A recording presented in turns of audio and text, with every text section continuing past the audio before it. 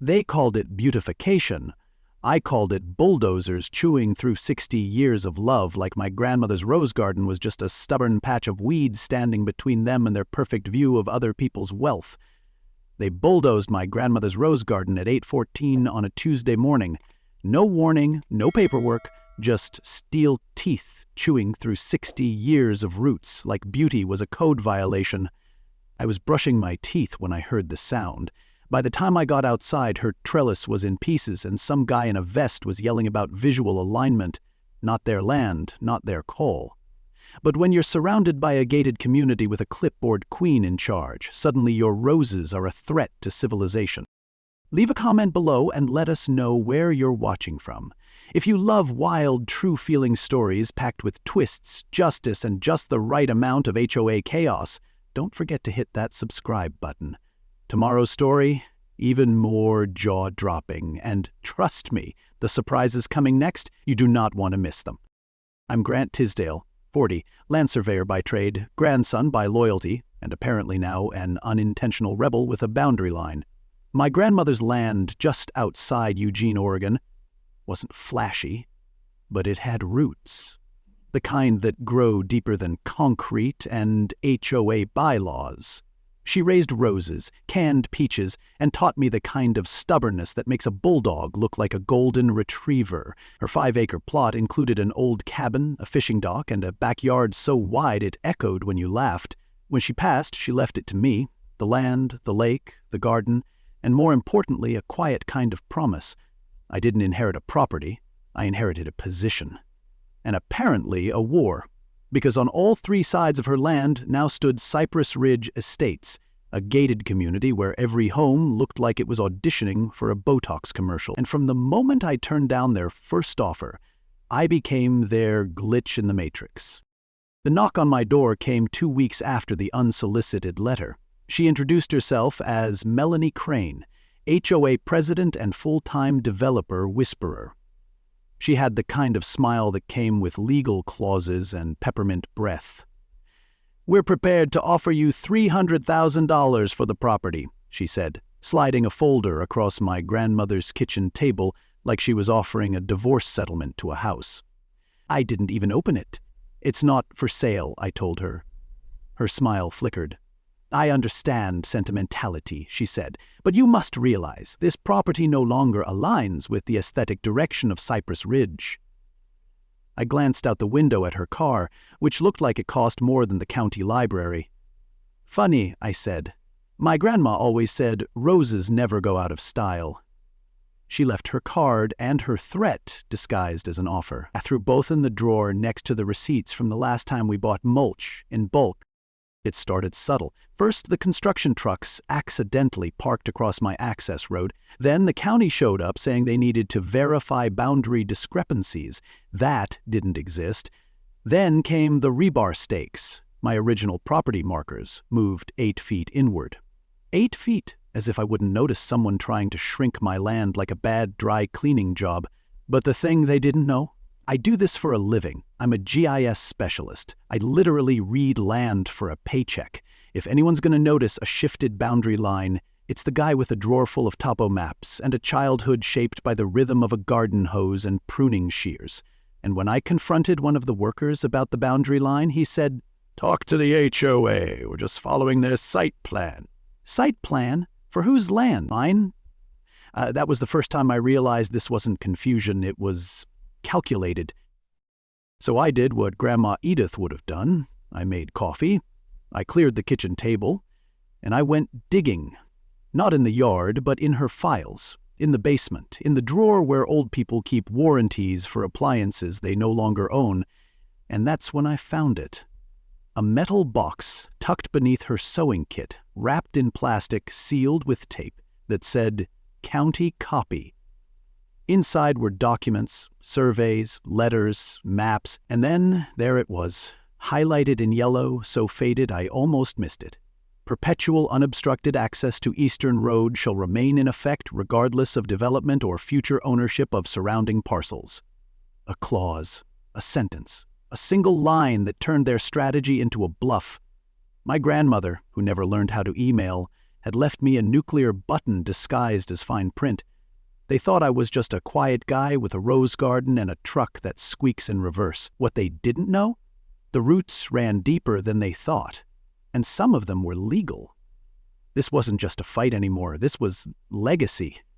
And I was done drinking coffee on the porch. She arrived in a white Audi with a clipboard and a smile so fake it should have come with a warning label. You ever meet someone whose entire personality is just carefully managed lighting and passive aggression? That was Melanie Crane, HOA president of Cypress Ridge Estates, queen of the gated throne. She stepped out like she was inspecting a property she already owned, which technically she didn't, but emotionally? She'd claimed it the moment I turned down her offer. This time, she didn't bring coffee or charm, just a statement. We've initiated some updates to boundary accuracy around the community. Nothing to worry about, just a little house cleaning. I wanted to laugh, but I didn't. Because when someone tells you nothing to worry about, that's usually when you should cancel your weekend plans and hire a lawyer. Within 3 days, surveyors in reflective vests started prowling my fence line like cats casing a birdhouse. When I asked who'd hired them, they said county compliance. But when I called the county, they had no record of any survey order. That's when I spotted the fine print on one of the clipboards. Cypress Ridge Development, LLC, a private contractor hired by the HOA pretending to be the government. That's the kind of bold move you make when you're used to people not asking questions. It wasn't just lines on paper they were redrawing. It was leverage. They weren't interested in truth. They were interested in traction. And sure enough, 2 days later, Melanie's HOA newsletter hit every mailbox in the neighborhood. Urgent property concern, it read. Unmaintained lot disrupting neighborhood visual standards and impacting safety. The photo they used? A wide shot of my overgrown fence post, taken from an angle that made it look like I was operating a junkyard and maybe hosting raccoons for sport. This wasn't negotiation anymore. It was narrative warfare. That Friday morning, I found Zachary Pike waiting by my mailbox. Zach's a good guy, retired firefighter, built his own deck, still waves when he mows the lawn. He leaned in, voice low, like we were in a spy film. Grant, you didn't hear this from me, but they're planning something with your road. Melanie said, we'll isolate the problem without taking anything. I blinked. The road? I only had one. Gravel. Private. Paid for. Maintained by my grandfather's hands. She thinks if she blocks your access without technically trespassing, you'll cave, Zach added. I nodded, grateful but unsettled, because that meant she wasn't just pushing boundaries anymore, she was erasing them. And that kind of chess move meant the real play was coming fast. I didn't sleep much that night. I sat up with maps, deed copies, even satellite overlays. I kept telling myself this was just posturing, but I knew better. Melanie didn't posture. She planned. The next day I drove into town for supplies. Nothing fancy, just gravel patch, a box of screws, and a new gate lock. On the way back, I saw them. 3 construction trucks. Parked side by side like they were blocking a crime scene, only the scene was my driveway, my one and only road. I stopped so hard the tires screeched, jumped out and marched toward the foreman, a man in a hard hat who looked like he'd taken a course in ignoring people. What the hell is this? I barked. He barely looked up. Road work, boundary realignment, we've got permits. I snatched the paper from his clipboard. County letterhead, sure, but the content was vague. Like someone had filled out a template and slapped a logo on it. This is a private road, I said, trying to keep my voice calm. It's been on my family's property map since the Eisenhower era. He shrugged. Not according to the new survey. Behind him, a backhoe tore into the gravel like it owed him money. And just like that, the only legal access to my land was being destroyed in front of me, while the man doing it told me I should take it up with the HOA if I had a problem. I stood there, watching years of tire tracks, frost repairs, and sweat get peeled back like wallpaper. I wanted to scream, but rage wasn't a strategy, so instead I took photos, video, GPS pins, timestamps. I recorded the plate numbers, the work crew, and the damage. because now I knew what this was. They weren't just inconveniencing me, they were boxing me in. Slowly, legally, strategically, like putting a frog in a pot and turning up the heat 1 degree at a time. And if I didn't act fast, I'd be cooked before anyone noticed the steam. This was bigger than a feud. It was a blueprint for eviction, without ever using the word. And if I wanted a shot at keeping what my grandmother had left me, I was going to need help. Real help. Someone who didn't fold under pressure or flinch at red tape. That night I typed one name into the search bar, Angela Reyes, local attorney, known for fighting dirty developers and winning with facts. I didn't know it yet, but calling her would change everything. Because the war had officially started, and I was done playing defense. She left me roses, and a clause that burns like gasoline in court. I found it the same way you find most family secrets. By accident, looking for something else. It was tucked inside a rusted metal box wrapped in 3 layers of plastic, buried under a crate of dusty mason jars in the shed. I'd been cleaning out the place after the driveway stunt, half fumming, half grieving, when I caught a corner of the box poking out from behind a bag of expired fertilizer. Inside, folded deeds, original boundary surveys, and a letter from my grandmother in handwriting as sharp as ever. If they ever come for it, don't let them forget what's written in ink, she wrote. That's when I saw the clause, highlighted in faint yellow marker, buried in legalese like a landmine in a rosebed. Perpetual and unobstructed access to the eastern entry point shall remain with Parcel 4, regardless of future development or subdivision of adjacent land. I read it twice, then a third time, the kind of clause lawyers dream of, the kind that turns bulldozers into boomerangs. I called Angela Reyes that night. She answered on the second ring, didn't ask how I got her number, and said, "Let me guess, Cypress Ridge HOA?" That's how I knew she was the one. Her office was above a laundromat, her desk was covered in handwritten notes and stubborn optimism, and she had the no-nonsense tone of someone who's had more coffee than sleep in the last 10 years. I handed her the box. She read in silence, then sat back like she'd just found gold in a gravel pit. "This isn't just good," she said. "This is surgical. Your grandmother was playing chess while these people were still trying to find the board." Within 48 hours, Angela filed for an emergency injunction, citing the access clause as binding under state property law. The county clerk tried to stall, but Angela didn't blink. She walked the paperwork straight into a judge's hands. Just like that, the construction had to stop. For the first time in weeks, the gravel stayed quiet. That should have been a turning point. It felt like one. But this is the part no one tells you. When you hit the brakes on a bully, they don't back off. They change tactics. Melanie didn't scream. She didn't knock down my door. She got quieter, sharper, like a snake sliding under the house instead of rattling the bushes. The week after the injunction, I started getting visits from random inspectors, code enforcement, zoning compliance, routine safety reviews. One guy even claimed my cabin didn't meet modern energy standards. Never mind, it had passed inspection every year since I was a teenager. Angela raised hell with the county, but the emails bounced from one politely corrupt desk to another. Turns out Melanie had friends at City Hall, golf partners, church pals, people who owed her favors or didn't want to cross the woman funding half their campaigns. The message was clear. The clause might have stopped the bulldozer, but the war wasn't over. Now they were going after my stamina. And here's the irony. The more they pushed, the more I started acting like Grandma. I stopped sleeping in, started drinking strong coffee before dawn, and treated every morning like planting season. Only instead of pruning bushes, I was pruning facts. Comparing county plats with satellite overlays, highlighting discrepancies, stacking maps like a lawyer stacks precedent. Angela and I met every other night with new data, updated filings, and long discussions about how many ways you could say malicious interference before a judge started underlining. And all the while, I kept thinking about that clause. My grandmother didn't just protect the land, she predicted the playbook.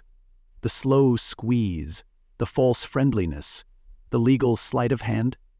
Turns out she wasn't just good with roses, she was lethal with a loophole. And now I had the paperwork to prove it.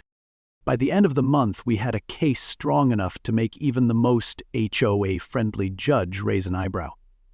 Angela compiled the deeds, maps, survey inconsistencies, and statements into a packet so thick it needed its own rubber band. We had evidence that the HOA had filed a false survey to change the official map.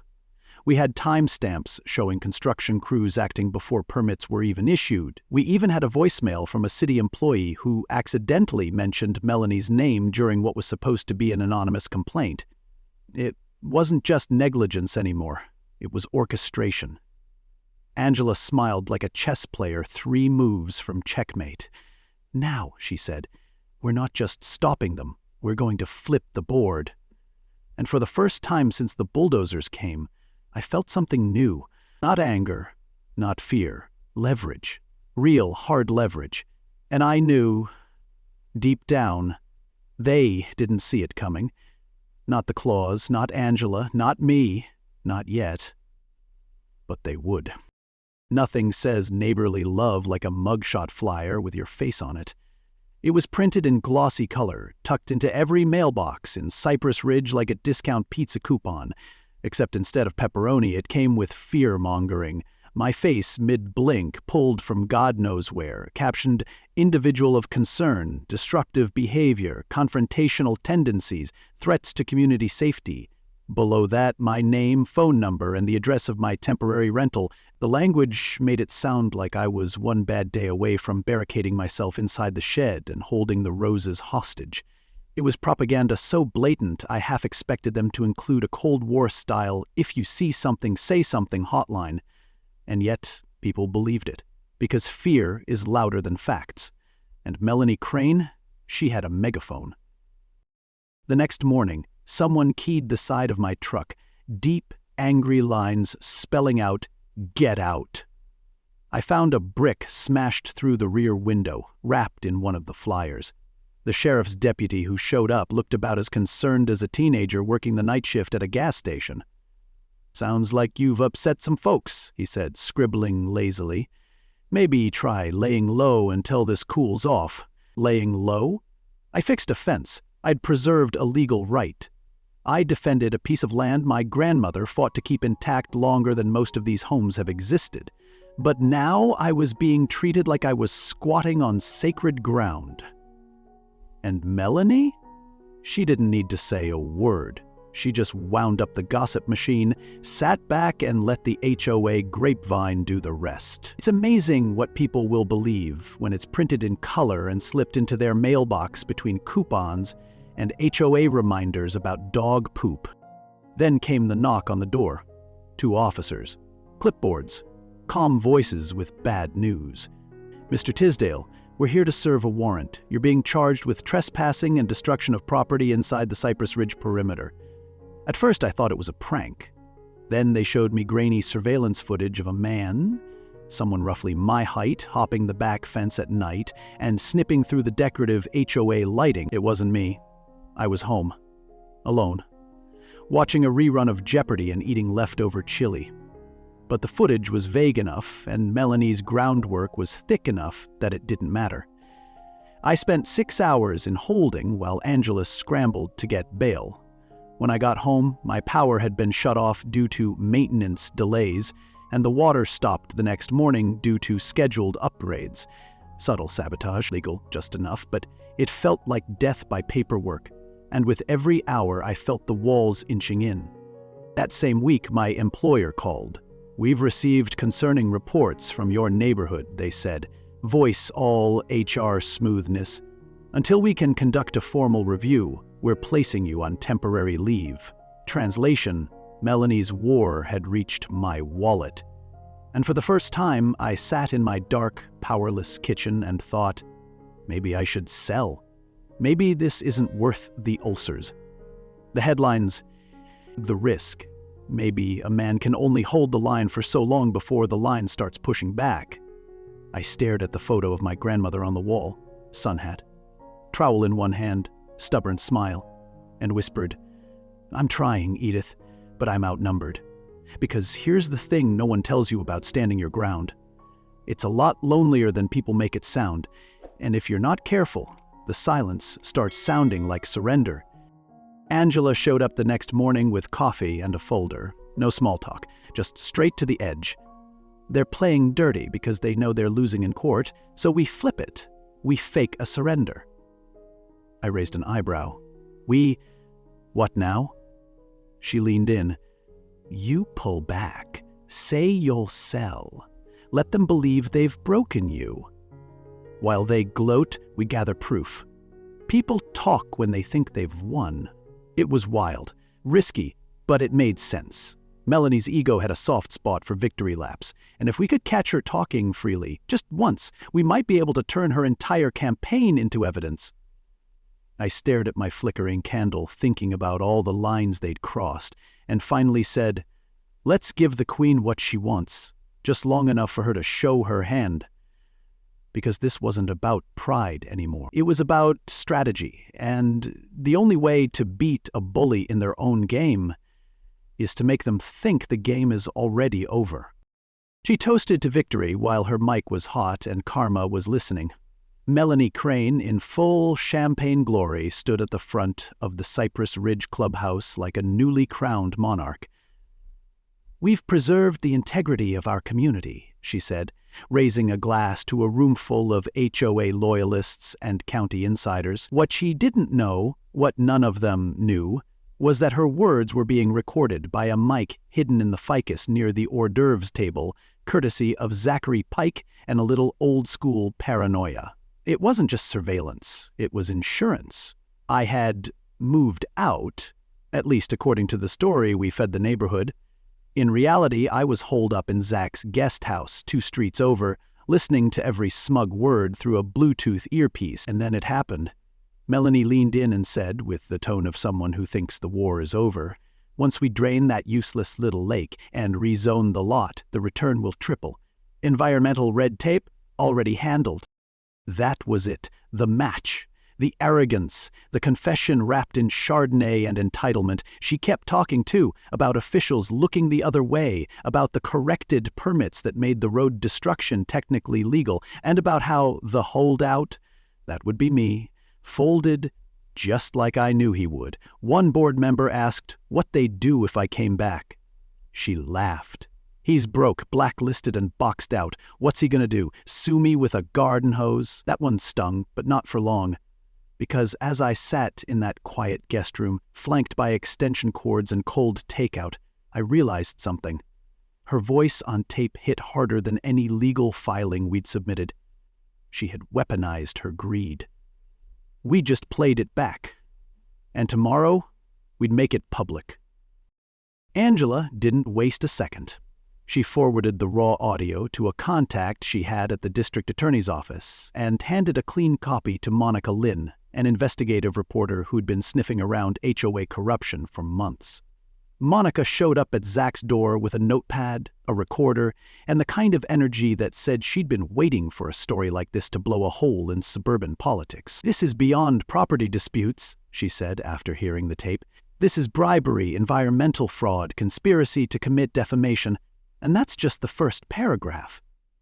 She pitched the story to her editor as the hidden HOA war you weren't supposed to hear. And by the next morning, the audio was already making rounds in inboxes, group chats, and news feeds like a wildfire with Wi-Fi.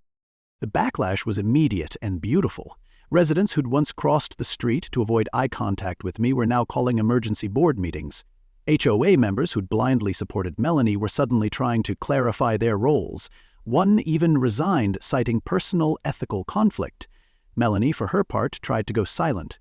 But silence isn't a strategy when your voice is echoing in every news cycle with quotes like, "Once we drain that lake, environmental watchdog groups pounced. The DA's office launched a formal inquiry.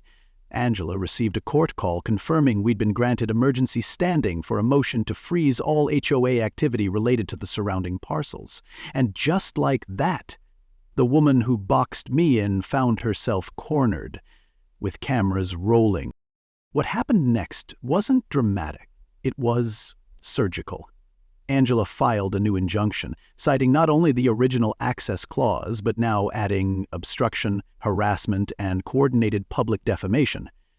Our evidence wasn't just strong, it was radioactive. Monica's article dropped that night, complete with audio clips and a transcript that quoted Melanie word for word. The headlines were gold. HOA president caught on tape planning wetland destruction for profit. By morning, I had 3 local radio stations asking for interviews, and Angela's voicemail was full of calls from other property owners with eerily similar stories. The power Melanie once had, the quiet control, the whispered threats, the strategic sabotage, melted in the light of exposure. Public opinion turned so fast, I'm surprised the speed didn't crack a few HOA sidewalks. But we weren't done, not yet. Angela looked at me as we walked out of the courthouse that day and said, "She's reeling. Now we go for the kill shot." I nodded, because this was no longer just about my land. It was about everyone who'd ever been bullied into silence by people hiding behind community buzzwords and glossy newsletters. The clause gave me ground to stand on. The recording gave me leverage. But the truth?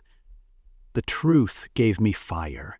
And fire, once started, spreads fast, especially when it's burning through lies and fertilized with roses.